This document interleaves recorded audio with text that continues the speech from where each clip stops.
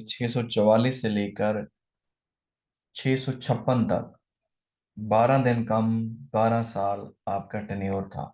और हजरत उस्मान रजी अल्लाह ताला अन्हु को रेबल्स ने शहीद किया था, कुछ बागी थे उन्होंने किया था, क्योंकि आप टेन्योर बहुत ज्यादा गुजार चुके थे और बहुत से लोग आपसे बगावत करने लगे थे। कुछ लोगों ने आपको धमकियां भी दी कि आप अपनी खिलाफत छोड़ दें, नहीं तो आपको कत्ल कर दिया जाएगा। सो कुछ रेबल थे, वो घर में घुस कर आए, उन्होंने शहीद कर दिया हजरत उस्मान रजी अल्लाह तआला अन्हु को। सो ये ऑप्शन आएगा। आपके बाद फिर 656 से लेकर 661 तक हजरत अली रजी अल्लाह तआला अन्हु आए, 4 साल 9 माह बनते हैं। सो 632 से लेकर 661 तक तकरीबन 30 ईयर्स का टन्योर बनता है। इसे खिलाफत डायनेस्टी कहते हैं, खलीफा खानदान, खुलफा राशिदीन। इसके बाद जो है वो उमैयाद डायनेस्टी स्टार्ट होती है, 661 से लेकर 750 तक, जिसमें पहले हेड अमीर मुआविया थे और आखिरी उमैयाद के रूलर मरवान सेकंड थे। फर्स्ट में अमीर मुआविया और आखिरी मरवान सेकंड। सो ये ए ऑप्शन आता है, रेबल्स ने शहीद किया था हजरत उस्मान रजी अल्लाह तआला अन्हु को।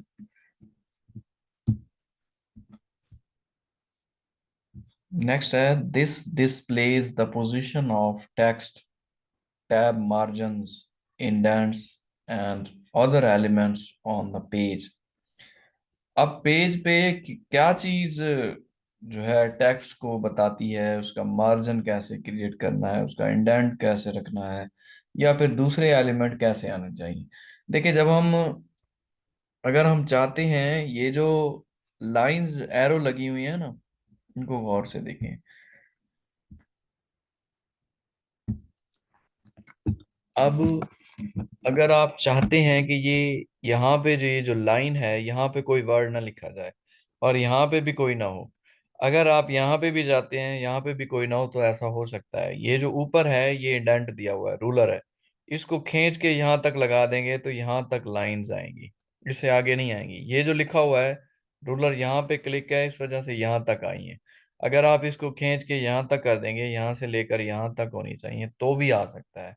ये किसके थ्रू होता है? ये रूलर्स में ऑप्शन होता है मार्जिन्स का, इंडेंट और दूसरे एलिमेंट पेज पे वहीं पे सिलेक्ट होते हैं। सो ये ऊपर से इसकी सिलेक्शन होती है, यहाँ से देख लें, ये जो वाइट निशान है, जहाँ पे होगा वहां तक ही पेज पे लिखा जाएगा। क्योंकि जब प्रिंट लेते हैं तो वो यहाँ से लेकर यहाँ तक आता है, इस वजह से इसका इंडेंट जो है यहाँ से यहाँ तक है। यहाँ पे लिखने का कोई फायदा नहीं है, क्योंकि जब प्रिंट निकलेगा तो ये चीजें नहीं आती। इस वजह से ये एक्यूरेट किया जाता है ताकि इससे आगे ना जाए, ताकि जब प्रिंट निकालें उसमें प्रॉब्लम ना हो। तो ये जो मार्जिन्स, इंडेंट या दूसरे एलिमेंट होते हैं, ये कहाँ पे होते हैं? रूलर में होते हैं। A is the right option. How many times did Pakistan win hockey world cup? Pakistan ने हॉकी वर्ल्ड कप कितनी दफा जीता है? कितनी? 4 टाइम्स आएगा, बी ऑप्शन है। अच्छा, पाकिस्तान हॉकी में आजकल तो बिल्कुल भी अच्छी टीम नहीं है, लेकिन माजी में पाकिस्तान का दुनिया वर्ल्ड हॉकी में बहुत नाम था। पाकिस्तान ने हॉकी में सबसे ज्यादा वर्ल्ड कप जीते हुए हैं, 4 टाइम्स है। अभी तक कोई भी दुनिया में ऐसी कोई टीम नहीं है जिसने 4 दफा हॉकी में वर्ल्ड कप जीता हो। नेदरलैंड और ऑस्ट्रेलिया ये दो बहुत बड़ी टीम्स हैं, इन्होंने 3 3 दफा वर्ल्ड कप जीते हुए हैं, लेकिन पाकिस्तान का फिर भी नाम है, पाकिस्तान ने 4 दफा जीते हुए हैं। पाकिस्तान ने 4 दफा वर्ल्ड कप जीता हुआ है, 3 दफा ओलंपिक्स में विन किया है, गोल्ड मेडल हासिल किया है 3 टाइम्स हॉकी में, और 3 दफा चैंपियंस ट्रॉफी भी जीती हुई है पाकिस्तान ने हॉकी में। 4 दफा वर्ल्ड कप, 3 दफा ओलंपिक गोल्ड मेडल, 3 दफा चैंपियंस ट्रॉफी। सो हॉकी में बहुत नाम था पाकिस्तान टीम का, दुनियाई टीम्स बहुत ज़्यादा डरती थी। लेकिन अब चूंकि इतनी ज़्यादा प्लेयर्स नहीं हैं, हुकूमत ने भी इस पे फोकस नहीं किया, अब टीम बिल्कुल खराब है, कोई अच्छी टीम नहीं है। The smallest planet in our solar system is Mercury. Solar system में सबसे छोटा प्लैनेट मरकरी है। A is right option. Total पहले तो प्लैनेट 9 हुआ करते थे, प्लूटो भी था, अब प्लूटो को फिर बाद में निकाल दिया गया तो अब 8 हैं। अब जो कि सबसे स्मॉलेस्ट जो है प्लैनेट वो मरकरी है, ये ऑप्शन आएगा। और मरकरी कहाँ पे है? सूरज के बिल्कुल करीब है। सूरज एक सितारा है, सन इज अ स्टार। और ये जो 8 प्लैनेट हैं, ये सियारे हैं, ये सूरज के गिर्द गर्दिश करते हैं, घूमते हैं। अब ये जो मरकरी है ये सूरज के बिल्कुल करीब है। और जब करीब है, स्मॉलेस्ट भी है, सूरज के करीब भी है, एग्जाम में आता है कि सूर्य के करीब कौन सा प्लैनेट है, मरकरी लगाना है आपने। और फिर इसकी जो रिवॉल्विंग स्पीड है वो भी सबसे ज्यादा है, क्योंकि फिर इसे सूरज के करीब है तो सबसे छोटा चक्कर काटना पड़ता है। इस वजह से इसकी स्पीड सबसे तेज है, जल्दी चक्कर मुकम्मल कर लेता है। इसके अलावा सबसे बड़ा जुपिटर है, और नंबर ऑफ सैटेलाइट भी सबसे ज्यादा जुपिटर में है। इसके अलावा जमीन के करीब जो है वो प्लैनेट वीनस है। वीनस जमीन के करीब है, ये आता है एग्जाम में। जमीन के करीब भी है, हॉटेस्ट भी है, ब्राइटेस्ट भी है, मॉर्निंग स्टार भी है, और इवनिंग स्टार भी है। ये 5 क्वेश्चन बनते हैं वीनस से। जमीन के करीब भी है, ब्राइटेस्ट है, हॉटेस्ट है, मॉर्निंग स्टार है, इवनिंग स्टार है। इसके अलावा नेपच्यून के बारे में पूछा जाता है। नेपच्यून जो है वो है तो सबसे एंड में, सबसे कोल्डेस्ट है। रिवॉल्विंग स्पीड भी नेपच्यून की सबसे कम है। और सेकंड नंबर पे कौन सा है? पहले नंबर पे तो जुपिटर है, दूसरे नंबर पे सैटर्न है। सेकंड हाईएस्ट या second largest. What is the duration of national anthem of Pakistan? National anthem जो पाकिस्तान का कौमी तराना है, पाक सरजमीन, इसका ड्यूरेशन कितना है? 80 सेकंड है। 80 सेकंड है इसका टोटल ड्यूरेशन जो पढ़ते हैं। अब नेशनल एंथम किसने लिखा था, किसने इसकी टून को कंपोज किया था? हफीज जलंधरी ने लिखा था नेशनल एंथम को। बेसिकली 723 मेंबर्स इकट्ठे हुए थे, उन्होंने अपनी तरफ से आइडियाज दिए थे कि ये नेशनल एंथम होना चाहिए। उनमें हफीज जलंधरी भी थे। तो जो हफीज जलंधरी का था वो सबसे बेस्ट था, इस वजह से उसे अडॉप्ट किया गया था। तो हफीज जलंधरी ने पाक सरजमी ये नेशनल एंथम को लिखा था, और अहमद जी चागला ने इसकी टून को कंपोज किया था। ये जो इसका म्यूजिक है उसको कंपोज किया था अहमद जी चागला ने। और 1954 में पाकिस्तान ने कौमी तराना को ऑफिशियल तौर पे अडॉप्ट किया था, 1954 में। Which of following is not a binary number? इनमें से बाइनरी नंबर कौन सा नहीं है? लेकिन जो 0 और 1 की फॉर्म है ना, ये बाइनरी नंबर होता है। अब 001 है, बाइनरी नंबर है। 100 है, बाइनरी है। 102 है, ये बाइनरी तो नहीं होगा, क्योंकि 1 और 0 की फॉर्म बाइनरी फॉर्म होती है। So C is the right option. Binary number 102 नहीं है। Quit India movement was launched by Gandhi in 1942। 1942 में एम के गांधी ने कहा था कि ब्रिटिशर्स को कहा, और ये बहुत बड़ी मूवमेंट लॉन्च की थी कि क्विट कर दें। क्विट मींस छोड़ दें। इंडिया इंडिया को इंडिया को छोड़ने की बहुत बड़ी मूवमेंट एम के गांधी ने निकाली थी, महात्मा गांधी ने 1942 में। और ये बहुत ही जोर शोर से निकली थी, इसने कहा था, क्योंकि उस वक्त इंडिपेंडेंस का जो बहुत जोर शोर से निकला हुआ था, लोग भी यही चाह रहे थे कि पाकिस्तान और इंडिया अब आज़ाद होगा। मूव क्रिएट हो चुकी थी। लेकिन जो कायदे आजम मोहम्मद जिन्ना थे वो इसके हक में नहीं थे। वो क्विट इंडिया मूवमेंट, उन्होंने उसमें साथ नहीं दिया। उन्होंने साथ दिया, उन्होंने एक मूवमेंट लगाई, डिवाइड एंड क्विट मूवमेंट। कि पहले आप डिवाइड करें। ब्रिटिशर्स को कहा कि पाकिस्तान को अलहदा डिवाइड करें, इंडिया को अलहदा करें। सो उन्होंने कहा डिवाइड एंड क्विट।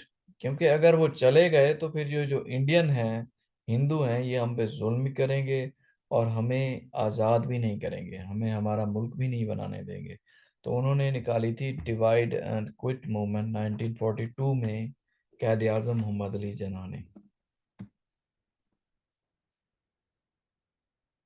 36 है, to search and view a web page. Search करना है या देखना है एक वेब पेज को, तो सॉफ्टवेयर जो इस्तेमाल होता है उसे वेब ब्राउज़र कहते हैं। वेब ब्राउज़र इसीलिए होता है कि सर्च किया जा सके या फिर वेब पेजेस को देखा जा सके। So C is the right option.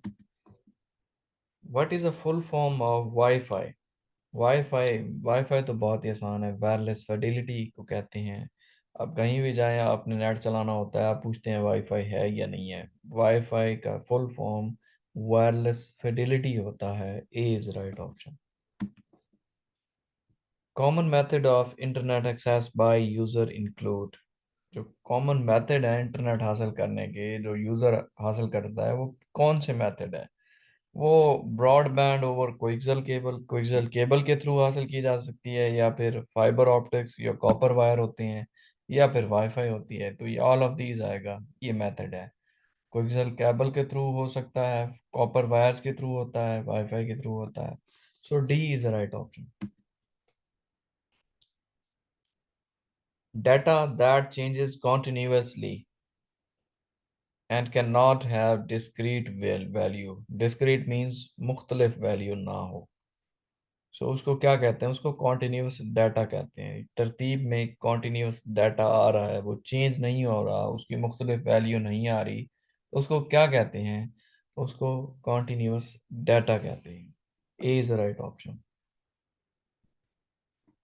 An File, a file contains information like text, image और music.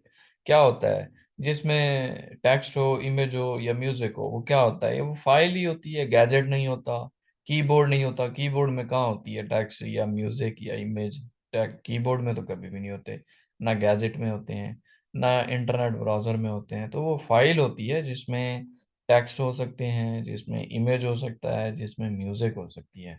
So a file contains information like text, image, or music. So B is the right option. IBM stands for International Business Machine. A is the right option. International business machine basically 1911 में develop हुई थी। ये American multinational company है IBM के नाम से। IBM international business machine, ये American multinational company है जो कि 1911 में डेवलप हुई थी। टेक्नोलॉजी की है, कंप्यूटर से रिलेटेड है, और इसका हेडक्वार्टर न्यूयॉर्क में है।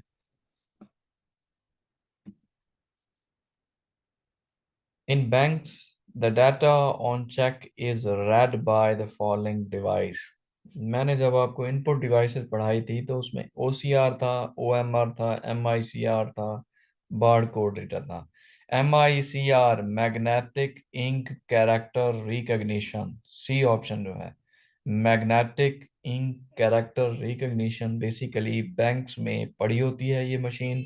जब भी कोई चेक हो या नोट हो, चेक को चेक किया जाता है कि क्या ये असली है या नहीं है। इसकी इंक के थ्रू पता चल जाता है। तो एम आई सी आर मशीन होती है, उसमें डाला जाता है, एक जगह से जाता है, नीचे से वापस आ जाता है। तो उसके थ्रू पता चल जाता है कि ये नकली तो नहीं है। तो ये बैंक में होती है ये डिवाइस, ये चेक करती है कि ये डाटा एक्चुअल है या नहीं है। उसकी इंक के थ्रू पता चल जाता है। सो वो MICR होती है, मैग्नेटिक इंक कैरेक्टर रिकग्निशन, और ये एक इनपुट डिवाइस है।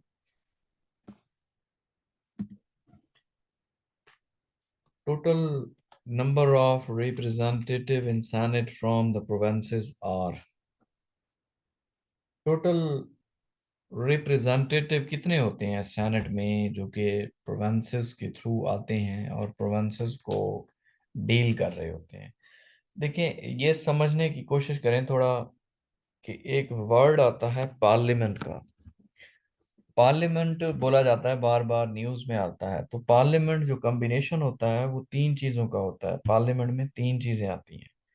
एक होता है, उसमें पार्लियामेंट में नेशनल असेंबली आती है, एक सेनेट आती है, और तीसरा होता है प्रेसिडेंट। इन तीन चीजों का कॉम्बिनेशन पार्लियामेंट कहलाता है।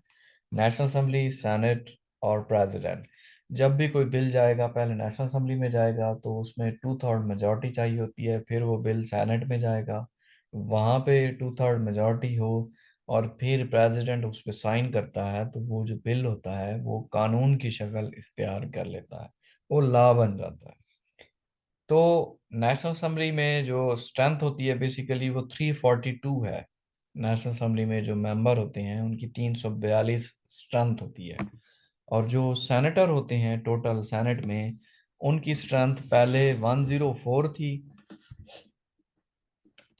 104 हुआ करते थे, अब 100 है। तो अगले जो इलेक्शन होंगे उसमें चार और कम हो जाएंगे, 96 तक होंगे अगले इलेक्शन में। अगर अब स्ट्रेंथ आता है कि कितने हैं, कि टोटल सेनेटर कितने हैं, तो आपने 100 लगाना है। अब वो कहता है कि उनकी सिलेक्शन कैसे की जाती है। जब जो सेनेटर होता है वो बेसिकली नेशनल असेंबली से वोट लेकर आता है, तमाम प्रोविंशियल असेंबली से लेकर आता है, फिर नेशनल असेंबली से लेता है, तो वो सेनेटर इलेक्ट होता है। अब जो सेनेटर होते हैं वो हर एक सूबे से 23 उनकी स्ट्रेंथ होती है, 23 सेनेटर हर सूबे से इलेक्ट होते हैं। अब चार प्रोविंसेस हैं, पंजाब, सिंध, केपीके, बलूचिस्तान। तो उनमें से हर एक की स्ट्रेंथ कितनी होती है? 23 होती है। बी ऑप्शन आएगा, ये तो हमें क्लियर हो गया। अब 23 है तो 4 से मल्टीप्लाई करें, ये कितने बनते हैं? 92 बनते हैं। 92 ये सेनेटर हो गए, और चार होते हैं फेडरल के, मींस इस्लामाबाद हमारा फेडरल है, तो चार सेनेटर वहां से हो गए। तो स्ट्रेंथ कितनी बन जाती है? 96। 96 स्ट्रेंथ हो गई।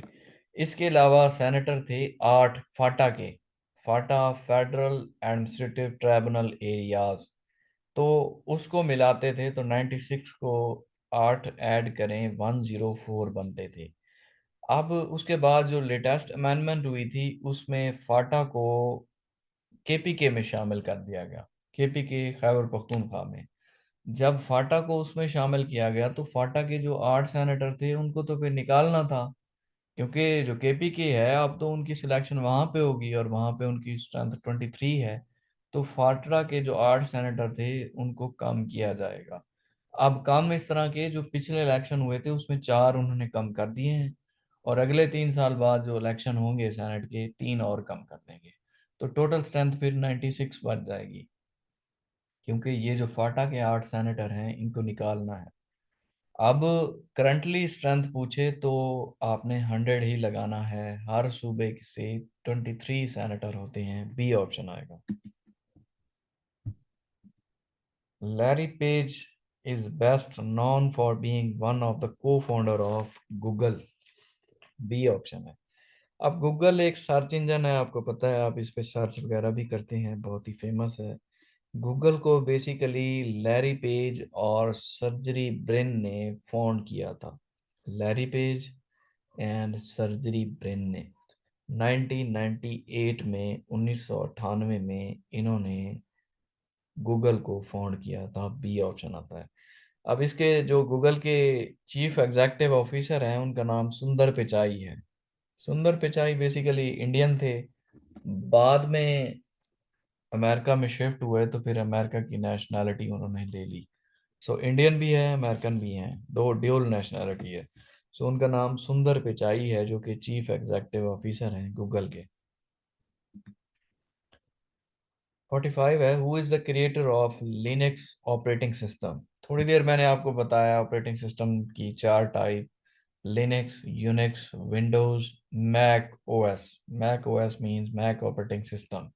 सो लिनक्स एक ऑपरेटिंग सिस्टम है, इसको क्रिएट किसने किया था? लिनस टॉरवेल्ड्स ने किया था। सी ऑप्शन आता है। 1991 में इसने लिनक्स ऑपरेटिंग सिस्टम को क्रिएट किया था, लिनस टॉरवेल्ड्स ने। C option. International nurses day is celebrated on which of the following date every year all over the world. पूरी दुनिया में इंटरनेशनल लेवल पे नर्सेज डे मनाया जाता है। कब मनाया जाता है? 12 मई को। बी ऑप्शन है। ये बेसिकली एनिवर्सरी थी, किसकी एनिवर्सरी होती है? फ्लोरेंस नाइटिंगेल की। फ्लोरेंस नाइटिंगेल जो कि बर्तानिया से बिलोंग करती थी, बेसिकली लगी थी क्रीमिया वार। क्रीमियन वार में ये जो फ्लोरेंस नाइटिंगेल थी, इसने बहुत ज़्यादा लोगों की हेल्प की, उनकी तीमारदारी की, जो इस जंग में ज़ख्मी हुए थे उनको पानी दिया, उन पे पट्टी मरहम लगाई। सो फ्लोरेंस नाइटिंगेल जो कि बरतानिया से थी, फिर बाद में उसकी डेथ हो गई, तो उसकी एनिवर्सरी 12 मई को मनाई जाती है। इस वजह से इंटरनेशनल लेवल पे नर्सेज डे मनाया जाता है 12 मई को। बी ऑप्शन आता है। Who was the last king of Afghanistan? Afghanistan का आखिरी बादशाह कौन था? बी ऑप्शन आता है जाहिर शाह। जाहिर Shah was the last king of Afghanistan. Afghanistan में चूंकि बादशाही सिस्टम था, किंगशिप सिस्टम था, तो आखिरी बादशाह यही था, जाहिर शाह था। 1933 से लेकर 1973 तक यही था, 40 साल के लिए। उसके बाद प्रेसिडेंशियल सिस्टम आया 1973 में, और पहला जो प्रेसिडेंट बना उसका नाम दाऊद खान था।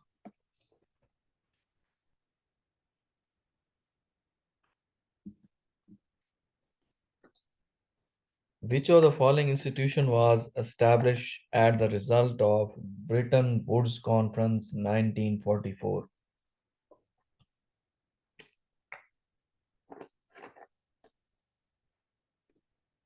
अब वो पूछ रहा है कि कौन सा वो इंस्टीट्यूशन था जो कि एस्टैब्लिश हुआ था ब्रेटन वुड कॉन्फ्रेंस के तहत, जो कि 1944 में हुई थी। अब इनमें से कोई भी नहीं था, ना इंटरपोल फाउंड हुआ था, ना इंटरनेशनल कोर्ट ऑफ जस्टिस हुआ था, ना एशियन डेवलपमेंट बैंक हुआ था।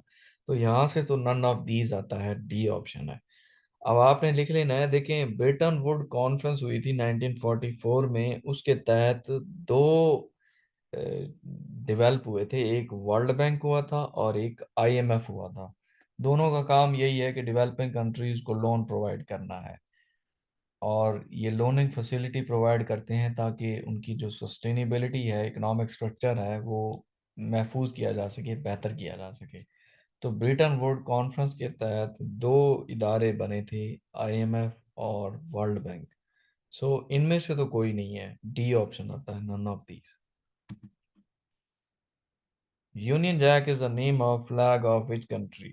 यूनियन जैक किस कंट्री के झंडे को कहते हैं? यूनियन जैक यूके को। A is right option. अब इनकी कैपिटल सुन लें। यूके का कैपिटल लंदन है, कैपिटल क्योंकि एग्जाम में आते हैं। आयरलैंड का कैपिटल डबलिन है। कनाडा का कैपिटल ओटावा है। और स्कॉटलैंड का कैपिटल एडनबर्ग है।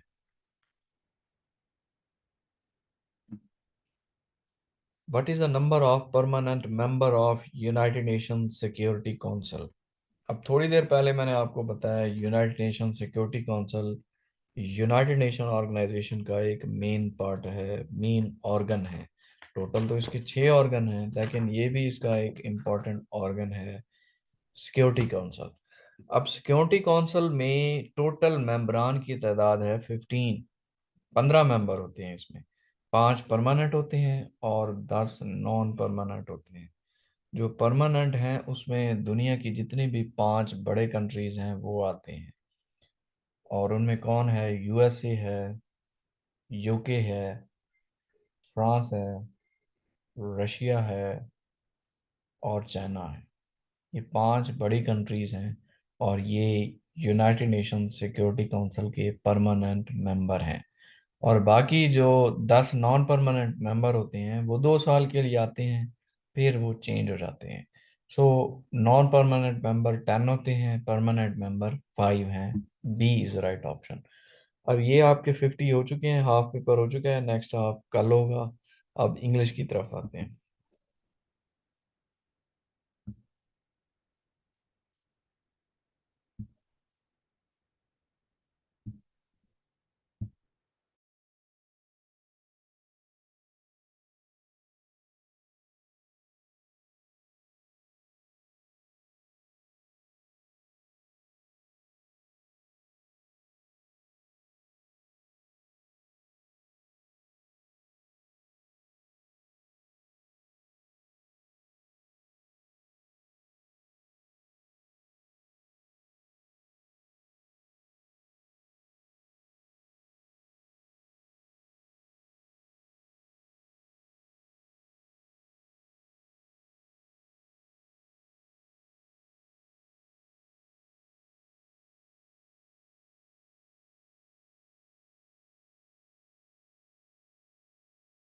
हम लोग जो पढ़ रहे थे वो वन वर्ड सब्स्टिट्यूशन पढ़ रहे थे। वन वर्ड सब्स्टिट्यूशन का एक लेक्चर हमने डेवलप किया था, अब सेकंड की तरफ आते हैं। अब फोबिया को हमने कुछ डिस्कस किया था, थोड़े बहुत जो रह गए हैं ये कुछ एक तो रिपीट भी होंगे, तो वो आपने गौर से सुनते जाना है। अब एक फेयर होता है, fear of high places, means ऊपर आप ठहरे हैं, पहाड़ी चोटी पे हैं, ये बहुत ही ज्यादा ऊंचाई पे जाते हैं, तो फेयर ऑफ हाई प्लेसेस, डर लगता है। उसको क्या कहते हैं? उसको एक्रोफोबिया कहते हैं। So acrophobia means fear of high places. D option आता है। अब नेक्स्ट है फेयर ऑफ एयर, हवा से डर लगना एरोफोबिया होता है। ऊपर बुलंदी पे जाते हैं, मींस जहाज पे बैठे हुए हवा को क्रॉस करते हैं, fear of airs is called aerophobia. B is right option. Next है fear of getting fat makes young girls stop eating resulting in harmful effect।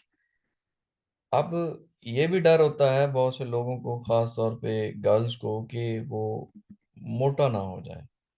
सो इस डर से वो अपनी जो ईटिंग है, ईटिंग डिसऑर्डर कर लेते हैं, खुराक को कम कर लेते हैं इस इफेक्ट्स की वजह से। तो इसको क्या कहते हैं? इसको एनोरेक्सिया कहते हैं। Fear of getting fat makes young girls stop eating resulting in harmful effect, anorexia. B is right option. Next है फेयर ऑफ डेथ, नीचे गहराई से डर लगना।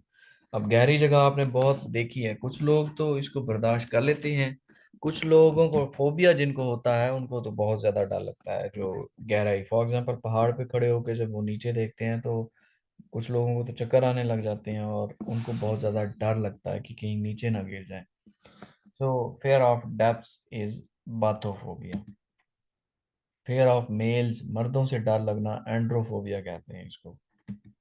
फेयर ऑफ पब्लिक और ओपन प्लेस, अब पब्लिक में जाना, ओपन प्लेसेस पे जाना, ये भी एक फेयर होता है और इसको एगोरोफोबिया कहते हैं। Agoraphobia is a fear of public और open places. D is right option. Next है फेयर ऑफ डॉग्स, कुत्तों से डर लगना, साइनोफोबिया होता है। बहुत से लोगों को लगता है, स्पेशली जो सिटीज में बहुत ज़्यादा लोग रहते हैं जिन्होंने इस डर को फेस नहीं किया होता, तो उन्हें डॉग से बहुत ज़्यादा डर लगता है और इसे साइनोफोबिया कहते हैं। फेयर ऑफ टाइम, के वक्त गुजरता जा रहा है, वक्त करीब ना आ जाए, तो ये एक दिल में एक डर बैठ जाता है, इसको क्रोनोफोबिया कहते हैं। सी इज राइट ऑप्शन। नेक्स्ट है फेयर ऑफ नॉलेज और फेयर ऑफ बुक्स, कि ये जो सिलेबस की बुक्स हैं इनसे डर लगना शुरू हो जाए, और जब डर लगता है तो स्टूडेंट पढ़ना छोड़ जाते हैं। सो ये जो नॉलेज है या फेयर ऑफ बुक्स है, इससे अगर डर लगने लग जाए तो इसको बिब्लोफोबिया कहते हैं। A is right option. Next है fear of being confined to small place.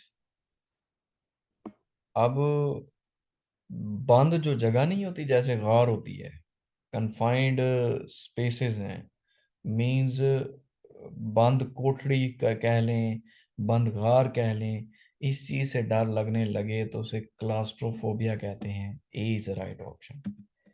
Next है फेयर ऑफ ओल्ड एज, बूढ़े होने से डर लगना, उसे गैराफोबिया कहते हैं। ये वैसे पढ़ चुके हैं इनमें से मोस्टली हम। An irrational fair of pregnancy और चाइल्ड बर्थ, कि बच्चा जब पैदा होता है तो एक माँ को डर लगता है कि कैसे ये इसकी बर्थ होगी। तो इसको अगर एक हद तक तो ठीक है, अगर ज्यादा डर लगने लगे तो ये फोबिया होता है और इसको मेजियोफोबिया कहते हैं। So C is right option, mageophobia. Fear of marriage, शादी से डर लगना, बहुत से लोग नहीं करते, इसको गैमोफोबिया कहते हैं, जब शादी से डर लगने लग जाता है। नेक्स्ट है फेयर ऑफ वर्क, काम से डर लगना, काम से डर लगना उसे एर्गोफोबिया कहते हैं। एर्गोफोबिया मींस फेयर ऑफ वर्क। सो अब जो है फोबिया की एंड हो चुके हैं, अब नेक्स्ट जो है बाकी डिफरेंट किस्म के, ये काफी डिफिकल्ट होते हैं, तो अब इनकी तरफ आते हैं।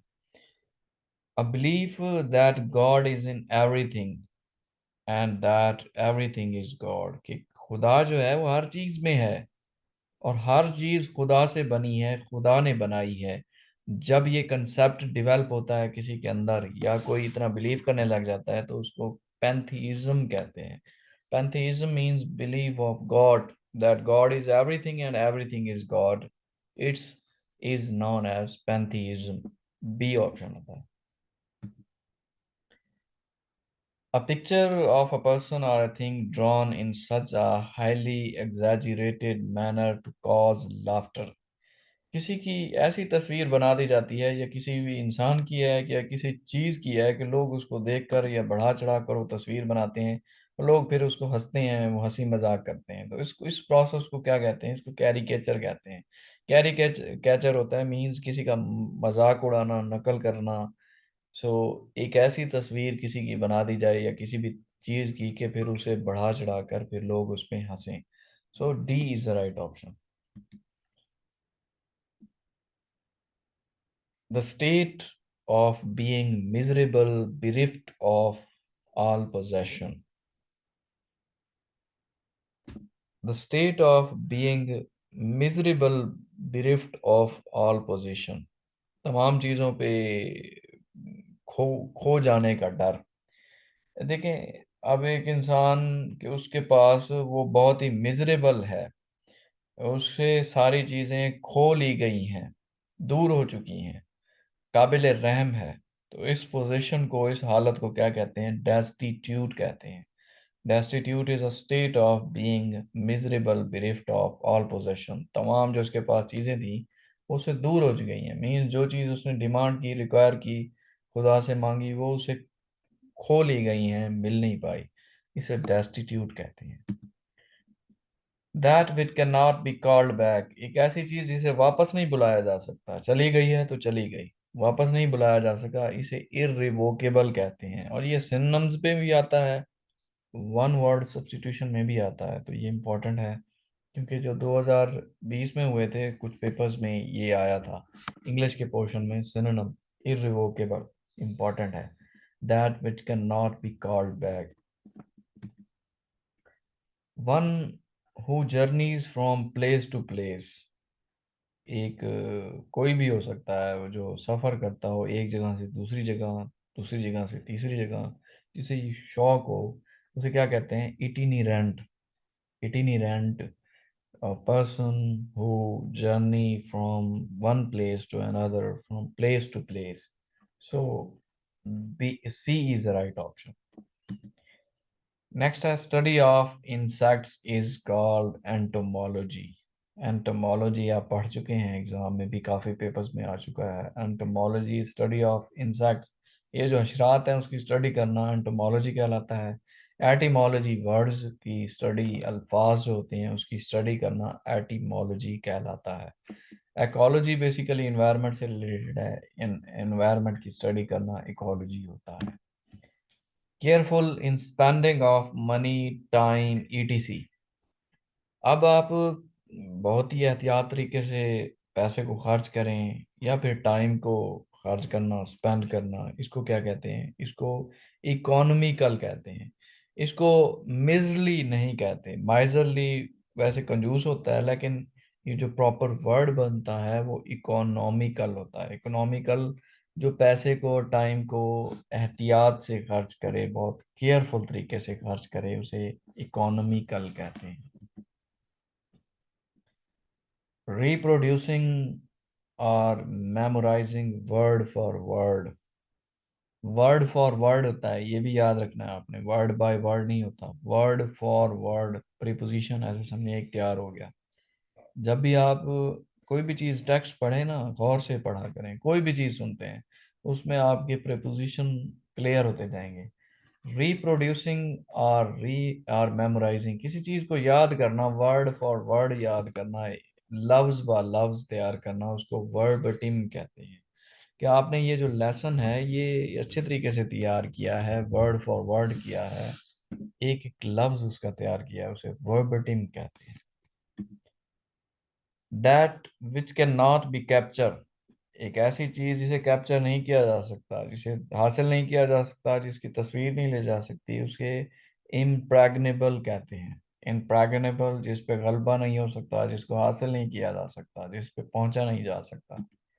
One who breaks the law, कोई जो कानून को तोड़े, उसे क्या कहते हैं? उसे ट्रांसग्रेसर कहते हैं। Transgressor is a person who breaks the law. वो इमरान खान को भी कह सकते हैं, या किसी और इंसान को भी जो कानून को तोड़ता हो, उसे ट्रांसग्रेसर कहते हैं। Concluding part of literary work. अब ये जो लिटरेचर है, लिटरेरी वर्क को, लिटरेरी पार्ट को जो इख्तिताम पजीर पे होता है, कंक्लूड करते हैं, जो आखिरी उसका वो होता है, उसे एपिलॉग कहते हैं। अच्छा, अब ड्रॉप होने वाली है 1 मिनट्स के बाद, आपने दोबारा से रीज्वाइन कर लेना है इसी लिंक के थ्रू। आज इसे कंप्लीट करते हैं। कंक्लूडिंग पार्ट जो होता है लिटरेरी वर्क का, उसे एपिलॉग कहते हैं, मींस इख्तितामिया। लिटरेरी वर्क कोई भी हो, उसका इख्तितामिया एपिलॉग होता है। One who is incapable of being changed और अमेंडेड, एक ऐसा इंसान जिसे, जो कि इनकैपेबल हो, इस काबिल ही ना हो कि वो